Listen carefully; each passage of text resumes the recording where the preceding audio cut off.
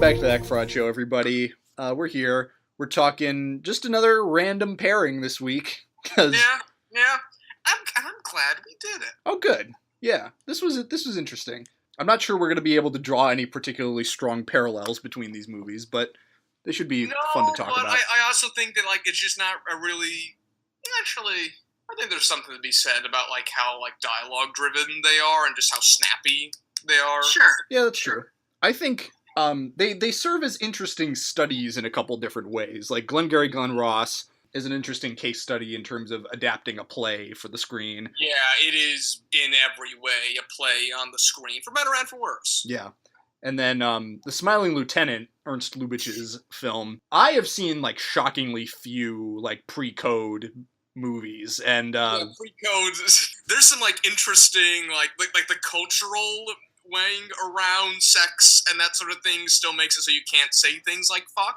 Yeah. But you can allude to sex all you want. And you can have people cheating on their wives all you want. And it's also just, I've also seen, I guess, these go hand in hand, but I've seen very few films from, before the 40s, really. Yeah, well, it is so interesting to see early sound films. Mm-hmm. I think it must be noted that, I think M is a movie that could have only been made in the early sound era, because it's a film that's just so interested in sound and sound bridges and in what it can do, and also what it shouldn't do as well, because it's kind of like the early 90s CGI thing where it's no, we can't use it all the time because we really don't know how to use it yet. Yeah.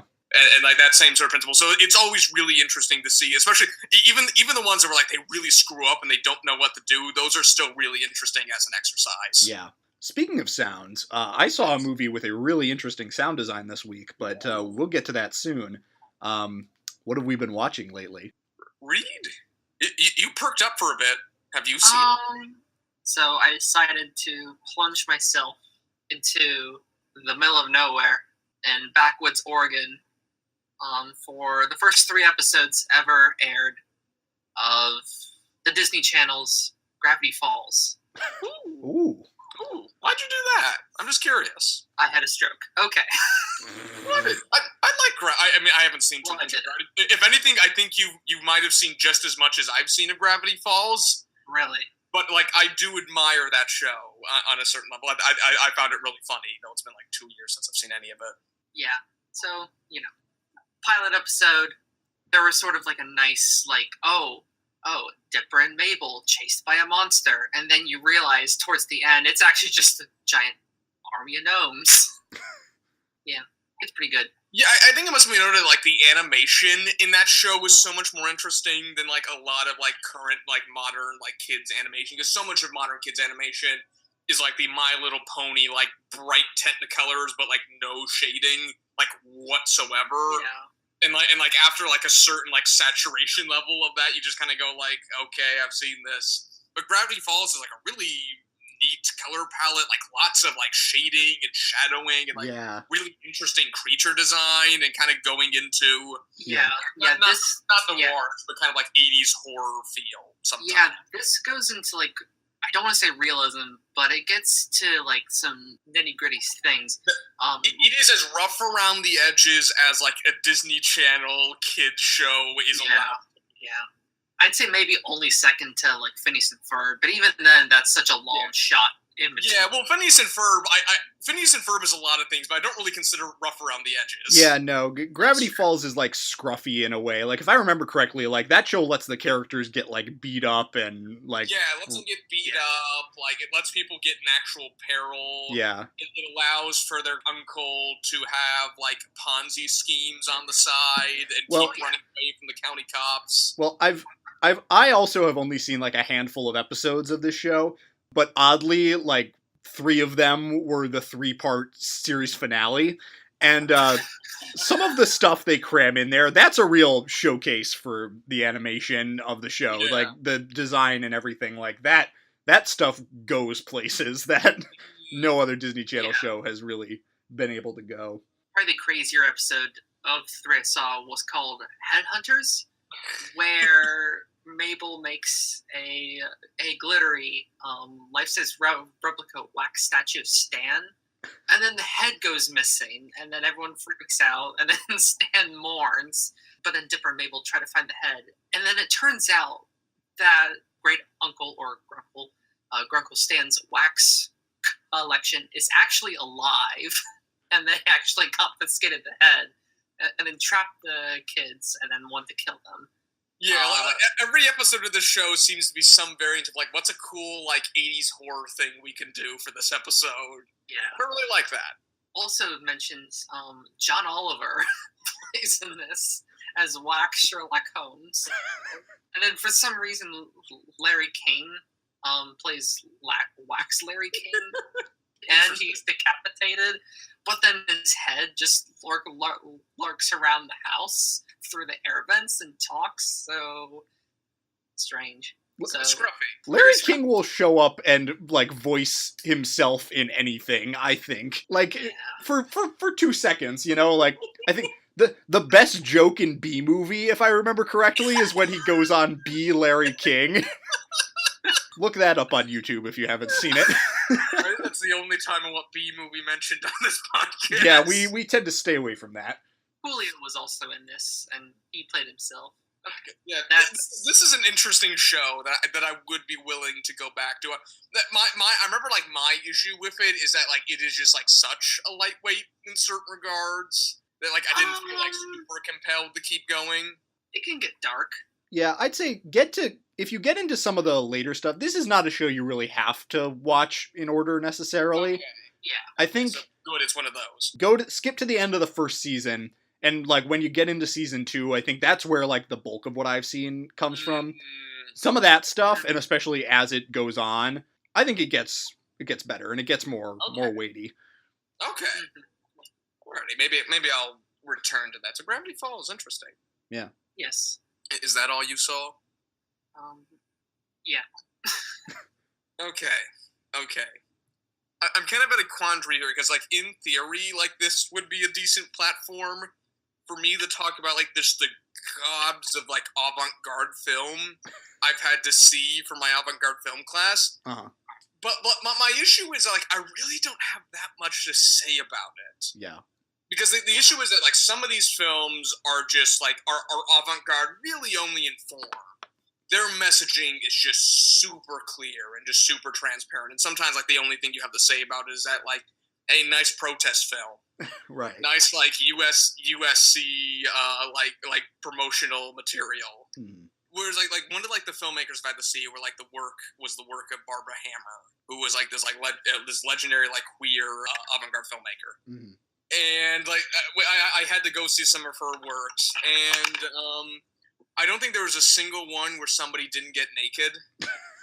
And it's kind of strange that I was bored by that, because, like, outside of, like, the shock value, like, this is a work, like, these are works all about, like, taboo, saying, like, oh, menstruation, sex, like, female anatomy, like, people getting naked, like, all these things that, like, second wave feminism was all about, the sort of, like, sexual liberation and all that sort. Like, it has like an image of, like, somebody, of, like, women leaving the store with, like, buckets full of tampons and things like that. And there's, like, some kind of, like, having fun with, like, its taboo-ness, which kind of makes it, like, some of these, like, really watchable. But the problem is, like, the messaging is kind of like, hey, it's kind of like the art collective Pussy Riot, which got, like, so much infamy after their, like, protests in Russia, which, like, the kind of point to them is, like, it's kind of secondary that they're an art collective. Their entire point is to be obstructive and riotous and rebellious and go and dance on the altar of the Cathedral of Christ the Savior, because that's a transgressive thing to do, and to shove it in the face of a conservative Russian elite and a Russian majority. But it really isn't able to have messaging outside of that by the nature of what it is, which is why I'm struggling so much to write about Barbara Hammer and some of these things, because their messaging is often just so clear that I really can't really say. And some of them, even when, like, the film itself isn't very clear, the people behind them have, like, a very simplistic vision of what they're doing. And it's also just kind of shocking, like, how many of these are, like, a couple of people with a camera and some friends just kind of fucking about. Like, I told the story of like 9014, a Hollywood Extra, which was literally made by, like, Greg Tolan and a bunch of other people out of, like, sardine cans and cardboard boxes, and it's really charming. But I think what I'll probably do going forward is just kind of like lay out like what portions of this class I kind of want to talk about, like the Black Cinema part, because we saw like parts of a really interesting documentary on some riots in England that happened. I think it was 1984 and so forth. And like the class had like some really interesting discussions about the British Empire and ethnographic cinema and so forth. So I'm going to come back to this, but I just was to say, like, that is something, these are things that I'm continuing to watch. I just not quite sure how to bring them forth in this space. Yeah. But something I can more easily talk about is another film for my Russian film class, which is a film called Land of the Deaf. I think it was made in 1998. It's a story about a very naive woman who is in a relationship with a person who's in very bad debt, who has a crippling gambling addiction, and he's in with the mob. And at one point, they like have to go to like a strip club to talk to the people he's in deep shit with. And due to a series of like occurrences where like one of the strippers slaps someone and gets fired, this like girlfriend gets involved with this fired stripper, and they kind of go about and venture through Moscow and kind of see like both like the crime circuits that are going on and also just like the world of like the deaf community in Moscow, because they have like communal apartments that like some of them live in and like a communal vocation, and there's a really interesting community there. And you also see like this girlfriend who is not deaf interacting with it and sometimes and trying to be involved with it.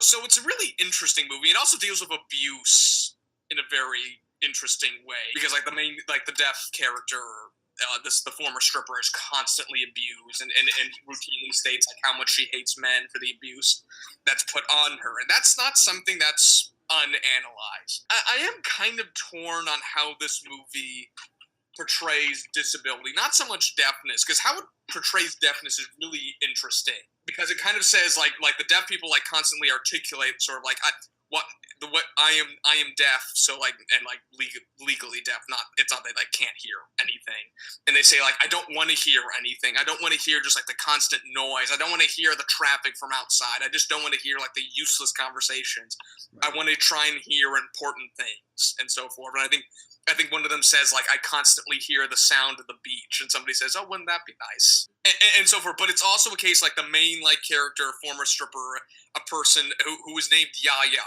which is translated in Russia as Mimi, who is it's a performance that's very difficult to grapple with, because sometimes it seems like it's on some end of the autism spectrum. And we're not entirely sure if like we're supposed to read her as mentally handicapped or whether like the stilted performance of being deaf, that like her like performing as a deaf person, that's like what their portrayal of that is. So I'm kind of torn on that front of it, because I'm not into, because it's like a really like over the top theatrical kind of like I am disabled performance, which thematically isn't the worst thing in the world, because that's also kind of like the character they're portraying, but in terms of like disability portrayal, it's something I'm kind of like grappling with. And it also must be noted that like disability is something that like, especially in 1998, which is something Russians aren't grappling with at all, like especially like deaf people. So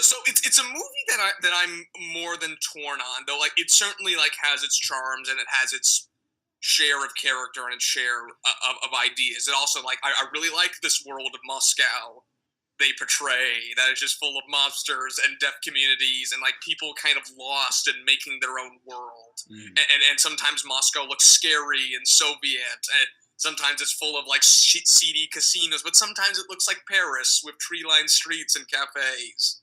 And I think I was routinely intrigued by it. I'm not entirely sure I would recommend it per se, because I think it does have quite a few issues, but I was routinely intrigued by it, and I found its like mise-en-scène and its characters to be routinely entertaining. So, Land of the Deaf, I liked it. Interesting for what it is.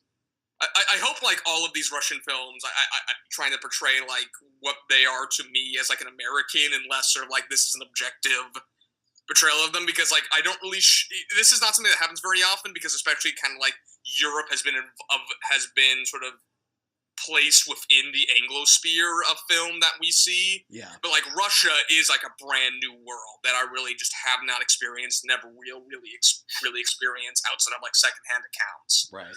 So, like, with all of these films, this is truly a foreign cinema. This is truly something that, like, I kind of have to interpret and I have to translate. Yeah. Which is why, for a lot of these, I'm just kind of, like, sort of like, what do I think of this? Yeah, no, I mean, all these movies sound, like, truly bizarre and fascinating, and I... Yeah, and I'm really curious, like, I should probably just, like, email, like, one of, like, the actual Russians in the class and say, like, is this strange to you? Mm-hmm. Because it's strange to me. Yeah. But that being said, like, I found, like, all of these deeply interesting on some certain level, so I've really enjoyed what this course has brought out in me. Yeah.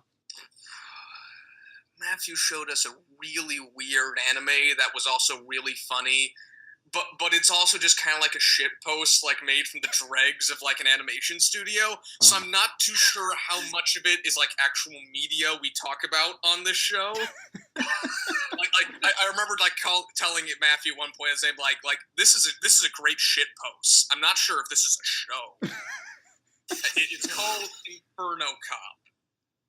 And it is about the most ridiculous thing you'll ever see. And if you like ridiculous things, like moving around in, like, cardboard cutout style for, like, 40 minutes, then to, like, screaming guitar music, maybe you'll find it entertaining, but I really don't know who to recommend to other than people just high out of their mind. But I was entertained by it, so... I thought you were about ready to talk about another anime. Well, that was actually good, and thank you for reminding me about that. Unless, like, Tyler, do you want me to, like, move on really quick, or is it alright if I kind of get into this? Well, what is it? I have a long list of things, but I can easily wait on some of them. Reid, how willing are you to help me with this one? Okay, let's give it a shot. Okay, so it's called, I think I think, like, the direct translation is, like, the shape of your voice, but isn't, like, a silent voice, sort of anglicized. Just the shape of voice or something, yeah. The shape of voice. Shape of voice, silent voice, yeah. Anime movie came out last year. It created a lot of salt on the internet because, like, the fucking Boss Baby was, like, put on as, like, was nominated as, like, best animated picture over this fucking thing. And it's about a, like, deaf kid who goes to a regular school for seeming no reason. That's kind of, like, really illy defined.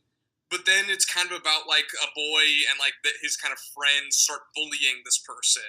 And it kind of becomes severe, and like, there's, like, real consequences for this, and then it kind of cuts forward, and this, like, boy is trying to, like, to make up for, like, bullying this person very severely, and it kind of becomes about, like, running it, kind of being socially ostracized, trying to reckon with that social ostracization, trying to, like, find forgiveness even if you believe yourself not able to find it. It's sort of it's almost like a vision quest at a certain point. And this is, I suppose, this is a far more tasteful depiction of a deaf person than in Land of the Deaf. And it also was, I'm not entirely sure about the Japanese version, but, like, the English dub actually has her being played by a deaf person. Oh, interesting. And I found it, like, really gorgeous, really engaging, and really interesting. Like, it really reckons with forgiveness, with disability in certain regards, and sort of, like, there's a really interesting, like, language barrier. Like, people are constantly writing in notebooks and, like, speaking up and so forth. So it's a film about communication and sort of, like, what is lost in translation sometimes. And I think, like, if you were, like, underwhelmed by, like, the animated output of last year, I think it's possible that you would find it very interesting. It also starts with a montage set to The Who's My Generation, so... Yes, think about what you will.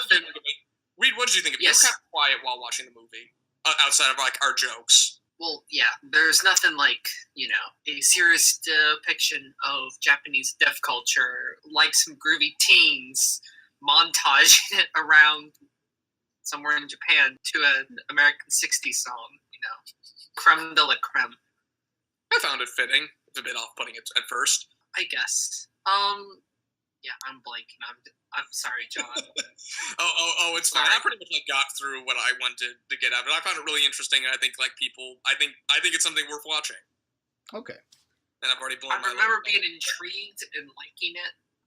I do need to see more acclaimed anime films. I mean, outside of Studio Ghibli, I really haven't seen anything. Ghibli. I typically don't watch that many. Like, I'm probably like seeing to our viewers like the quote unquote like anime expert, but that's kind of only because like Japan's the only one doing 2D animation anymore, or at least putting money into it. Yeah, I still haven't even seen Your Name, and everyone tells me that's amazing. So that movie is absolutely gorgeous. I need to get into that. Anyway, I've been watching a lot of stuff. I will try to get through some of this at least. You've probably been actually watching American films. Not completely. Ooh. No. In fact, I'll start with a foreign film. I saw this late period Jacques Demy film. It came out at some point in the 80s, I think, because my friend bought the Criterion Jacques Demy box set, so he was watching this, and I just happened to kind of get sucked in. It's a movie called Une Chambre de Ville, and it's another musical. It's sung through much in the style of Umbrellas of Cherbourg. It's a very odd story about like this guy who I think he is a part of a communist movement or something. I watched this a few weeks ago, so I'm having some trouble remembering. But I think it's like a steel worker in the midst of a strike. It must be noted that like France has like strikes and like protests like every 15 minutes. Okay, yeah, well, this is a very fitting backdrop for a film. Yeah. Anyway, they have repeatedly clashed with the police. He's been seeing this one woman. His landlady wants to kick him out. By happenstance, he kind of tumbles into a romance with the landlady's daughter. There are almost no sympathetic characters in this movie. Oh, interesting. And I didn't expect that from Jacques Demy. I know, it was very strange, because I was kind of, for most of the movie, I was kind of like, does he want me to like these people? Because if he does, this is a miserable failure, but if he doesn't, then this is great. I'm pretty sure he comes down on I mean, he doesn't really judge them, but I don't think he wants you to like them. Anyway, this movie really kept me guessing. It was very unpredictable, and I was very surprised by where it ended up going. So, if you're interested, I would recommend checking that out. Une Chambre de Ville. Wikipedia says it's only 90 minutes. Is that true? Yes, it is true. It's a fun little romp. Anyway, it's actually not a fun little romp. It's actually quite tragic at times. But anyway. That sounds right up my alley. Let's see. I also, good lord, my roommates and I went out and saw a special anniversary screening of Jim Henson's The Dark Crystal.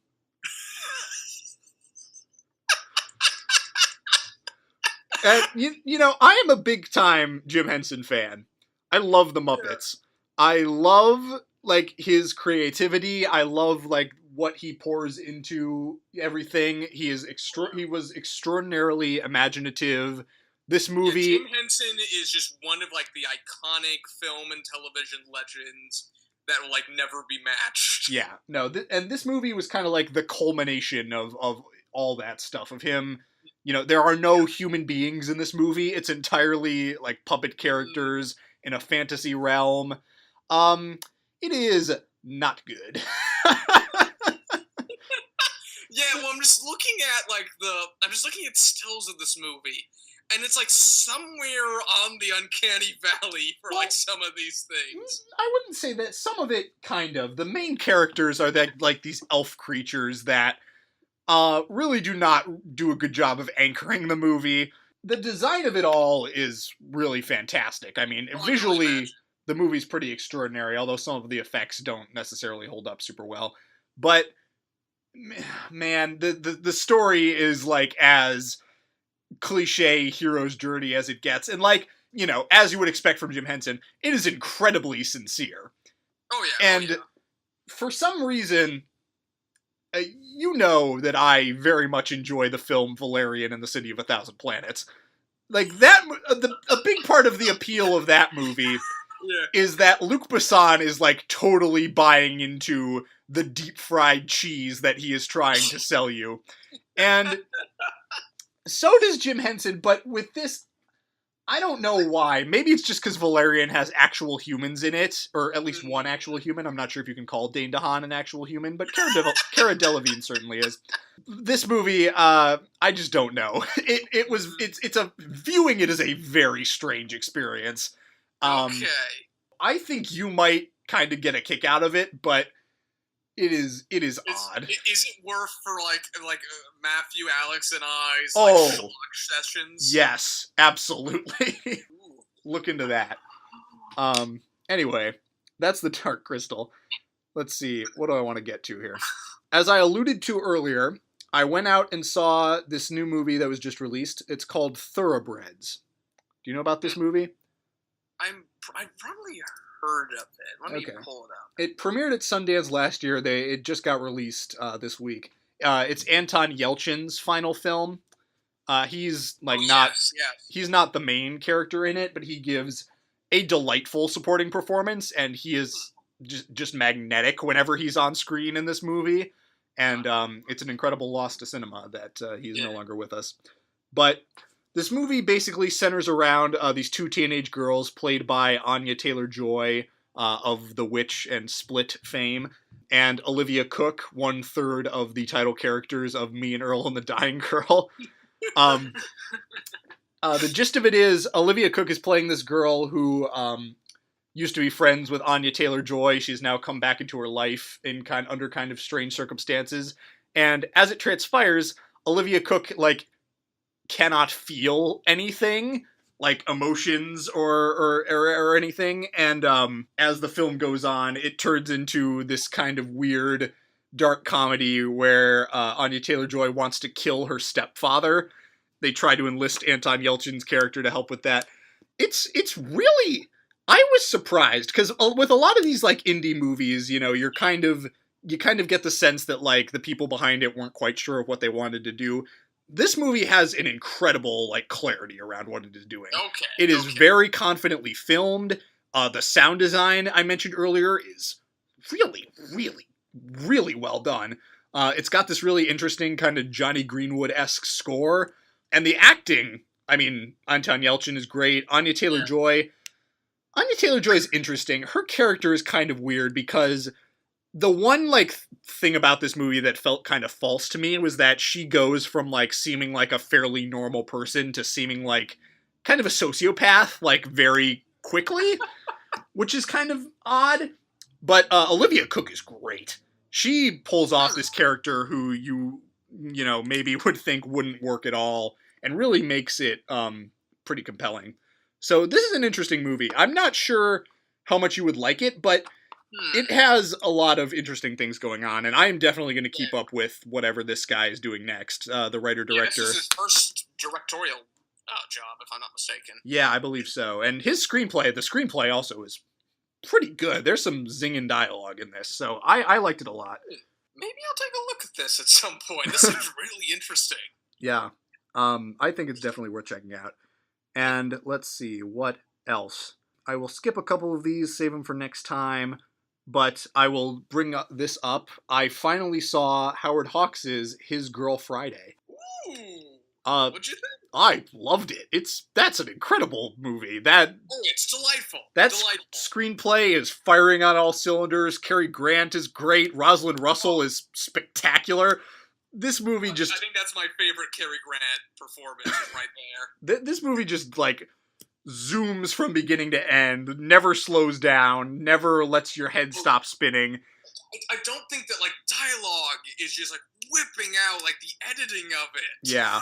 It's incredible. And... It's near Marx Brothers at some points. Yeah. And, it was adapted from a play, The Front Page, and... apparently, in the original play, the character that Rosalind Russell plays was a man. I don't know how that was possible, because Howard Hawks does such a great job of just rebuilding the movie around, this kind of quasi-romantic relationship. That is just, a great, screen presence, that relationship. It's incredible. One of the all-time great screwball comedies. I'm sure I don't have much new to say about it, but that movie really knocked me off my feet. I don't think it gets the praise it needs to for being the best screwball comedy. People need to see better 40s movies. That is certainly true. Well, we can start doing that. I have an idea, but we'll get to that later. Anyway, that about wraps it up for now, because I think it's time to get into the main event here. Yes. Showtime. Let's talk these movies, Glengarry Glen Ross and The Smiling Lieutenant. I saw you pause there because you were trying to find a connection, but you just couldn't find any. I was like, let's talk. I usually am like, let's talk blank, but I was like, no, we have no broad topic today, so let's just talk about these movies. Where do we want to start? Reid, which one did you see? Not Glengarry Glen Ross. Do you want to start with Glengarry Glen Ross. Glen Ross. Yes. Sure. Let's talk. Okay. All right, so this is a film written by David Mamet based on his Pulitzer Prize-winning play about a collection of real estate salesmen who basically are facing the life and death a new life and death situation. Yeah, like Alec Baldwin comes and says, "I'm going to fire you cocksuckers," and then just leaves the movie. Never see him again. Yeah, never again. Which apparently that whole Alec Baldwin scene was the only like new stuff that he came up with for the movie. Interesting. And I think that's like the scene that everyone remembers from this movie. I mean, it's entered pop culture. He did. Yeah. Everyone remembers like the closer's line. Yeah, and he did that spoof of it on SNL where he was in Santa's workshop. Have you seen this? I haven't seen this one. You call yourself an elf, you son of a bitch. Anyway, yeah, so basically it just follows 2 days in the life of these salesmen as they struggle to make their sales. Lots of real estate jargon in this movie. Yeah, just an utterly packed cast. Oh my god, the cast in this is incredible.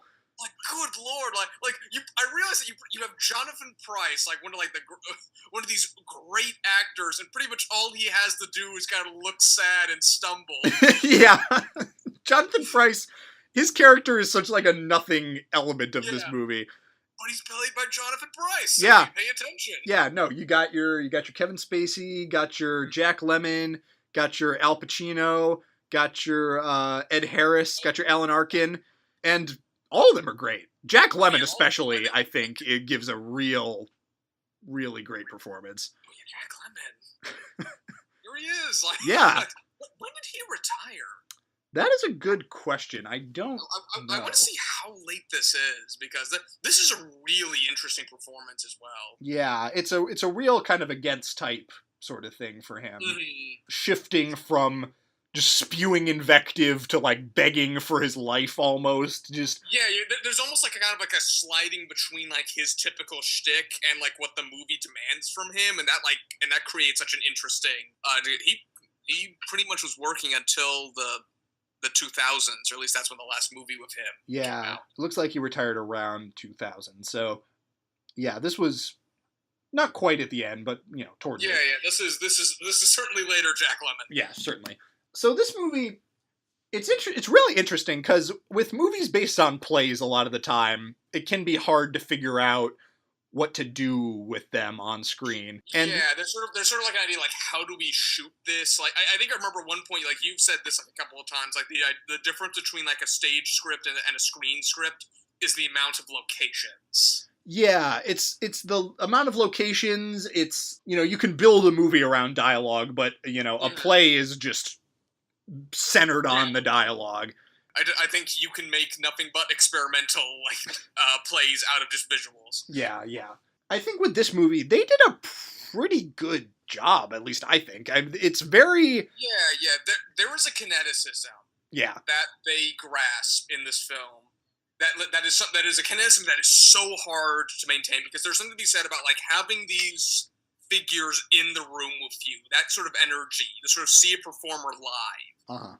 That lends an energy to something that like the screen cannot emulate, especially like 24 frames a second does a lot to a performance. Like it's easy to kind of like throw that away, but that changes performance and changes how you look at it. Right, certainly. So like what the filmmakers have to do, they have to like to emulate that with movement, with like sort of sometimes with just sound design as well. Though it also needs to be noted that like in a soundscape, this is kind of designed like a play.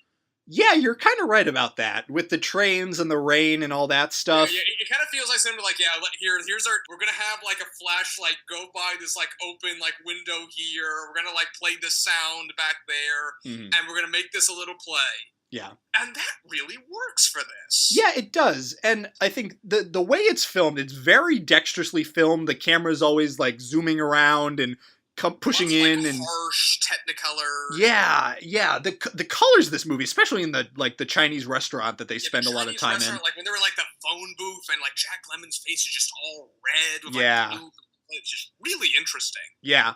And then, considering that like the entire back half of this movie takes place like in an office, they do a pretty good job like maintaining the kineticism. Yeah, most of this movie is in an office, in somebody's car, in a restaurant. Yeah.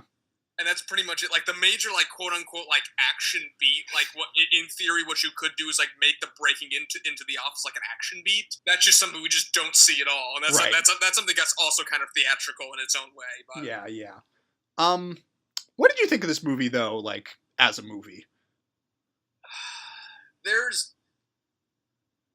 I'm kind of like struggling with what I think about it, because I think like the back half of this movie, like especially when the break-in happens and like we're just in like the room after that in daytime, that really picks up. And also like Alec Baldwin's like invective-fueled speech is just iconic. Yeah. But like a lot of this movie is like people hamming up dialogue that akins to like, man, if we had better leads, we'd be better salesmen. Right, yeah. A lot of the middle section of this movie is just a lot of that. And I'm not too sure what it has to say about that, which I think is the problem. I mean, I'm inclined to agree with you. I mean, it almost makes me wonder if I'm, like, missing something. I mean, certainly there are some themes that are very easy to pick up on. I mean, he's certainly kind of... David Mamet is trying to, like... dramatize the kind of darker side of capitalism. I mean... Yeah, it is very much... It is a... when was it, 87 this play was written? Mid-80s, yeah, somewhere around there. Yeah, so it is, like, so clearly, like, a Reagan era, like, man, the machine kills, the machine dehumanizes. Yeah. Alec Baldwin comes in and does something that would, like, make just about any realistic room just kind of walk up and say, well, I can just get another job elsewhere, my resume's decent. Right. But, like, but that's also kind of, it's theater, it's dramatic, that's okay. I also am kind of, like, not totally sure, like, what the movie's trying to tell me, other than, like, machine bad, like, don't push people too far, or they'll do whatever it takes to succeed. And Al Pacino is just there to say things. Well, that is true. Like, I don't know what to make of Al Pacino in this. His character is kind of weird. It's almost like he is almost kind of there to just, like, serve as a contrast to everyone else in the movie, almost. I guess, but he's also, like, just as much of a hard ass, just as much of, like, I will do anything for a sale. Mm-hmm. But it's also to be said that, like, just about everyone is willing to cheat. Right. Except, like, I guess Kevin Spacey? Well, Kevin Spacey is, because he doesn't have to sell anything, he just manages the office. Mm-hmm. Like you say, all the people in this movie seem like pretty willing to, cheat, lie, steal, do whatever they have to, get by. Except except Alan Arkin. Like, he talks about, doing the robbery, but ultimately he can't go through with it. And... Arkin is interesting. Especially because, like, so much of his is just, like, it's just, like, there, like, nodding his head to Ed Harris. Mm-hmm. I think maybe, like, a version of the film that might be, like, more effective from my perspective is a Kevin Spacey character that is more involved and, like, more willing to call them out. Or something. And this is, like, something I've said about, like, I think I remember saying this about The Social Network, that, like, this is just such a closed circuit. Yeah. This is such a room where, like, no air is getting out. I don't even know if these people think other industries exist. Just, like, the way they talk and the way they act. Right. And I think, like, a way to, like, really, like, not even so much underlying the fact that, like, capitalism bad. I think we have that. But I think it must be noted that, like, these men weren't so much forced to cheat. Like in, like, a realistic space, all of these men could have just gone, like, my workspace is abusing me. I'm just gonna, like, put in my 2 weeks and go. Mm-hmm. All these men, like, choose to do this. And I feel like there was, like, a way to underline that that like there's like a central morality to this. It's not just merely a system pushing you to do this. Yeah. Well, and like that's something that's kind of lost. And if anything, maybe like the movie I'm thinking of is too like morally black and white. But I think it would add a sort of layers that are just kind of not there in its current form, because currently it is just like a bunch of people like excitedly talking about jargon, and it's really kinetic and it's sold by like a bunch of great actors, but I'm not sure how much they get from it. Yeah, no. Like I liked this movie a lot, and all the elements were there. Something for me, I would definitely agree with you. Something was just kind of missing, and I think a couple of those extra layers would have been nice. Although, talking about it, I do think it's maybe like part of the design of this movie that kind of thing doesn't exist in it. That's kind of like what I'm kind of running into as I keep talking. I'm realizing like somebody would come in and say like, well, that's what we were going for. Right. I feel like David Mamet's intention was to create this kind of sealed off universe where they feel like, they have to do this and they have to be in this business or something of that sort. Yeah, but it's also like very hard for me to have sympathy for closed circuits. Yeah, no, I get it. I think we're pretty much on the same page with this movie. Yeah, I really like this movie. Really kinetic, great performances, really interesting Jack Lemmon performance in his later stages. But I just think maybe it just needs to be a little bit longer. Maybe, yeah. I mean, it's only an hour 40. An hour 40, and it feels like it's something that you could like stretch it out a bit and just give like maybe just a little bit more breathing room. Yeah. I'd be interested to see like how the play plays, because.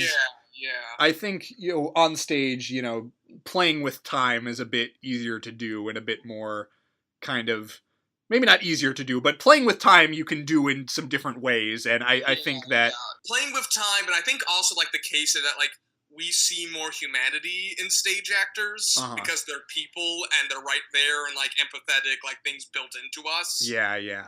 I'm curious, like, whether like the screen demonizes things that weren't demonized to begin with.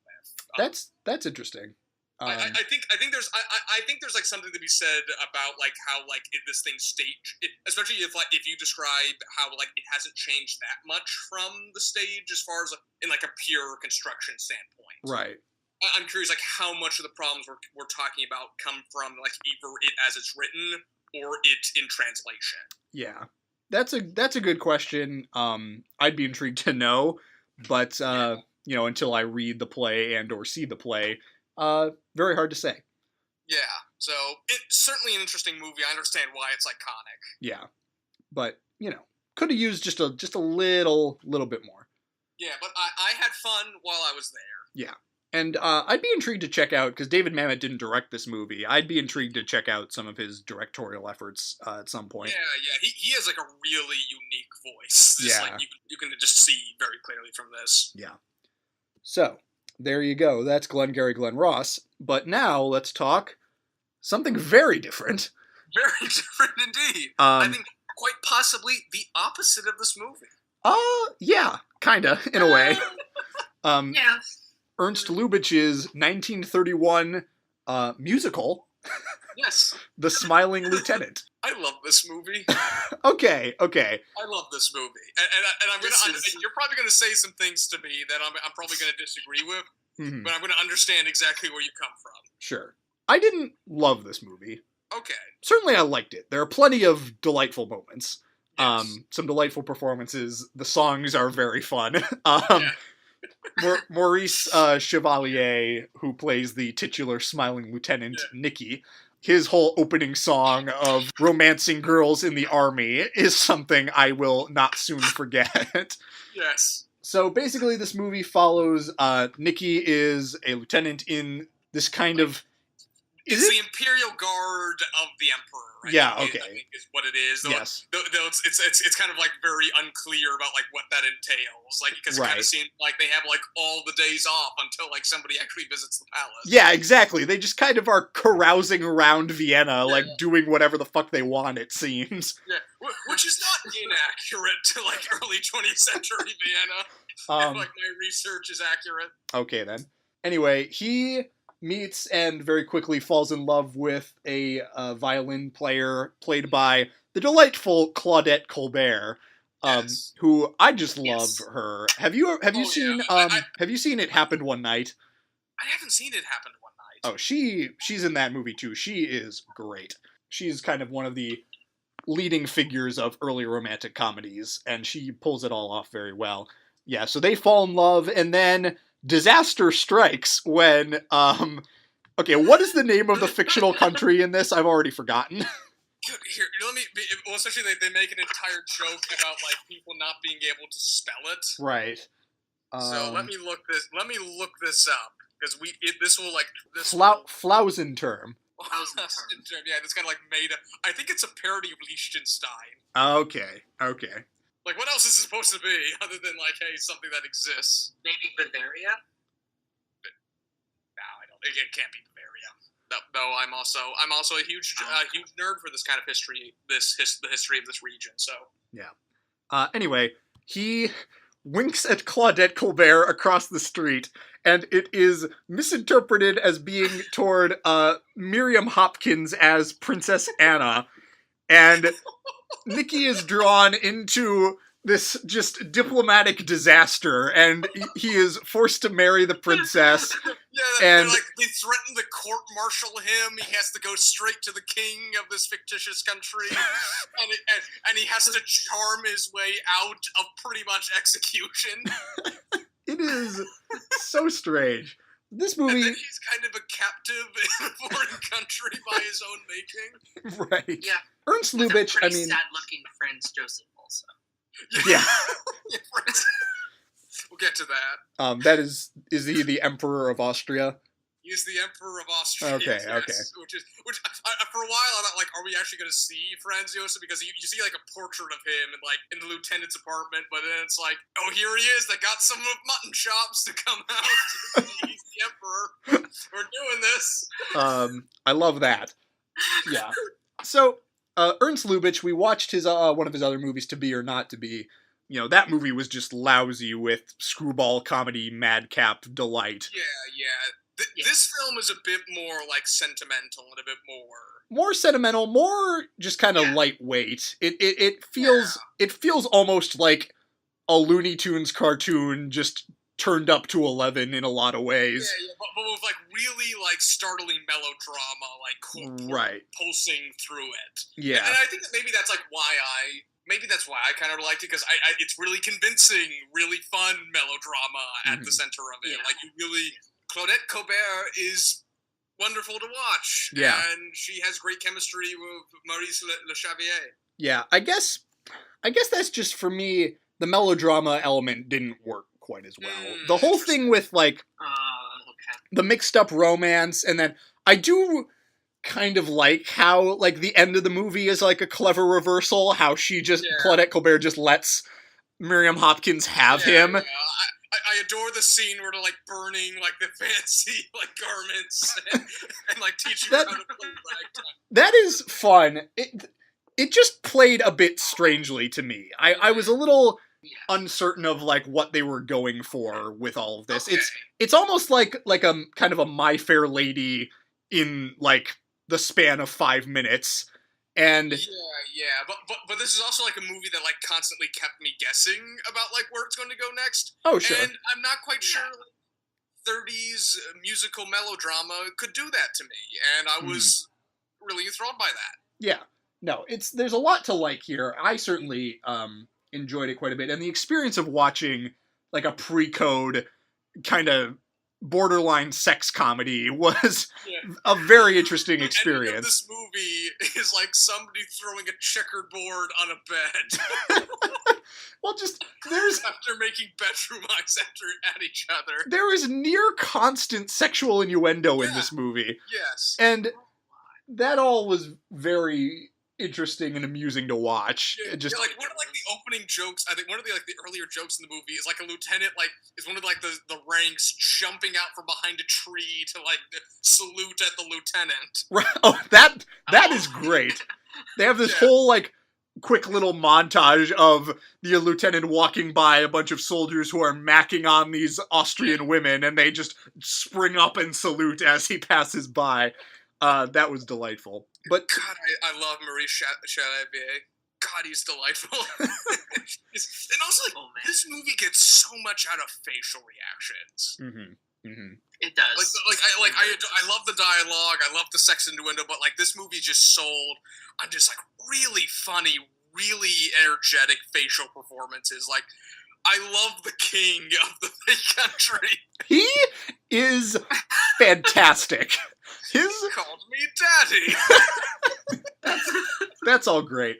And actually, now that you bring that up, like, this movie does kind of occupy kind of a strange, like, halfway point between, like, silent film and more, dialogue-driven, theatrical kind of stuff that would come later. Yeah, as many films of this era do.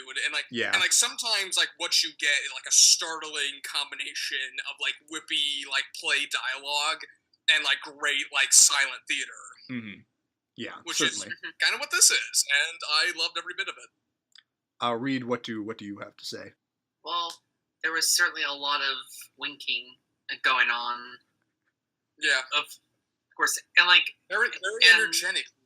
Yeah, and how like Nikki just like plays with that throughout the whole movie, which is interesting and whatnot. Probably that last scene with the checkerboard was just hysterical.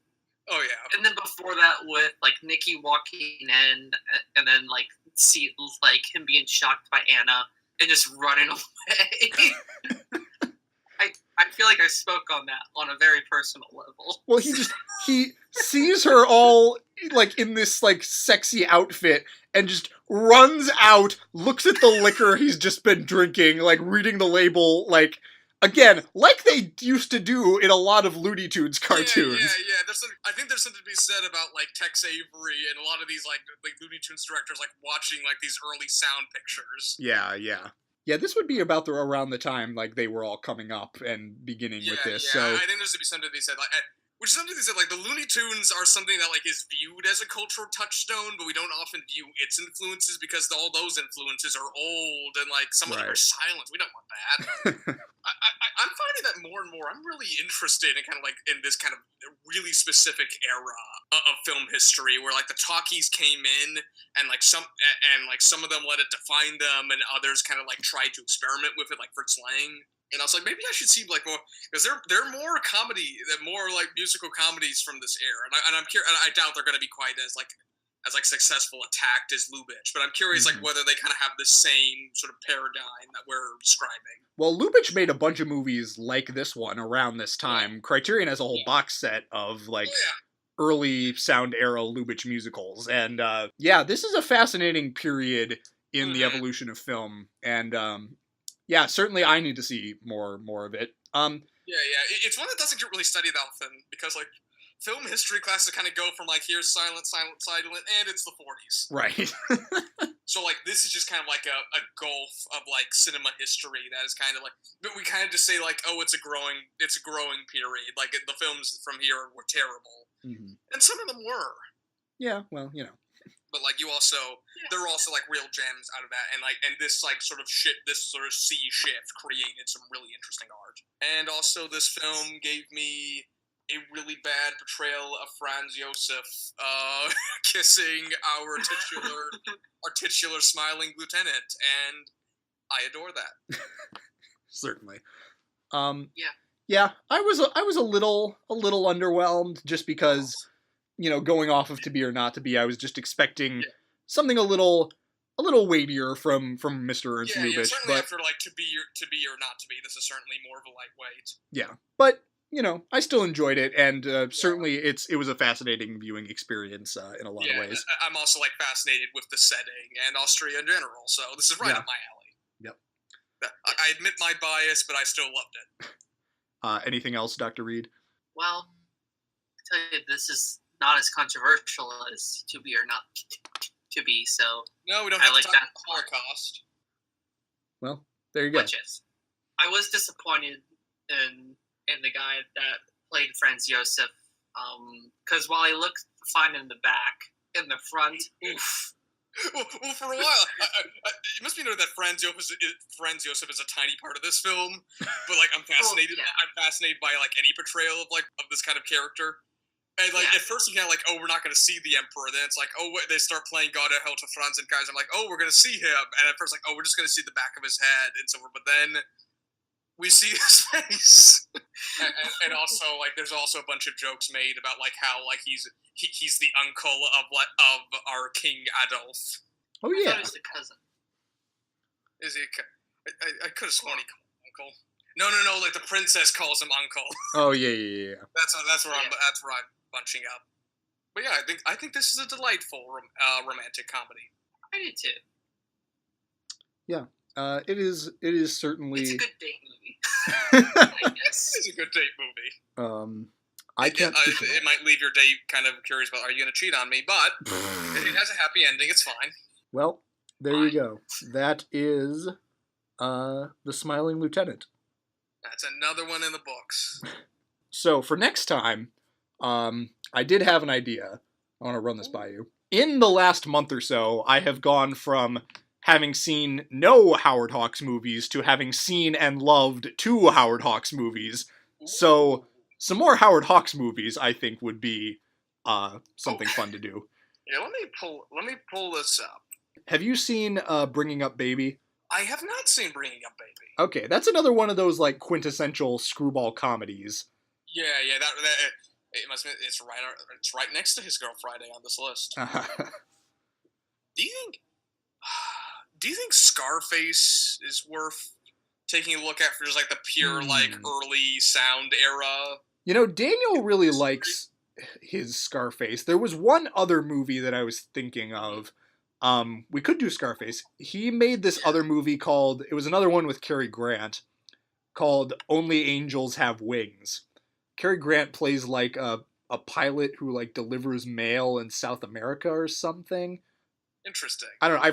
I went from like Criterion put it out like a couple of years ago. I'd never like heard of it before. And then like in the last month, I've like repeatedly seen stuff like saying it's fantastic. So that could be something else we could look at. I would certainly be willing for that, especially apparently Orson Welles did a radio adaptation in 1940. So we're doing Bringing Up Baby and Only Angels Have Wings. I'm fine with that. I am fine with that too. Maybe I'll I think Scarface is really short, so. Oh, is it?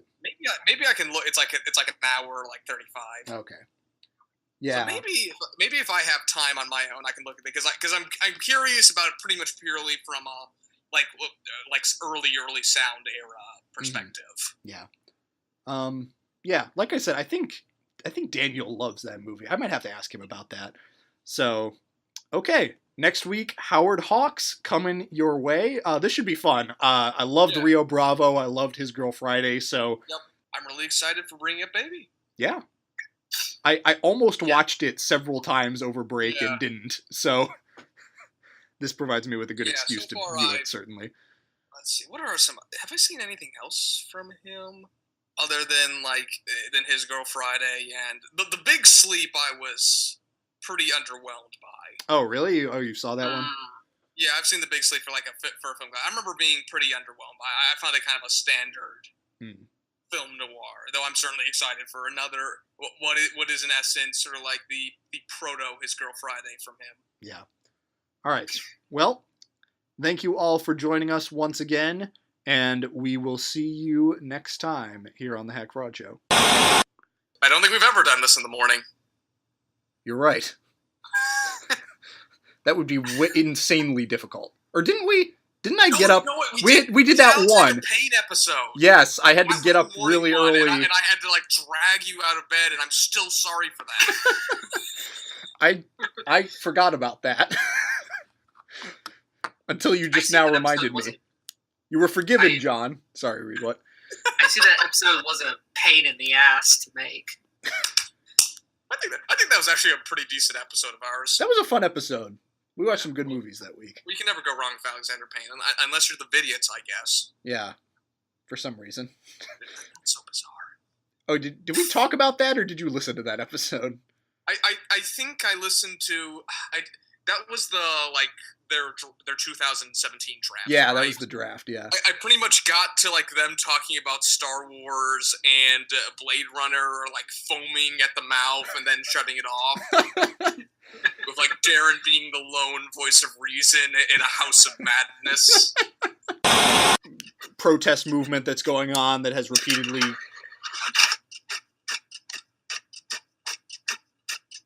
Are you printing something? Wait, you can hear that? I could hear that, yeah. Fuck. Anyway. Fuck. Wait, so the mute button doesn't work. No. Also, you're trying to mute us while we're recording a goddamn podcast? Just on his end. It takes like 15 seconds, but okay, Don't I'm worry not about going to belabor this. What?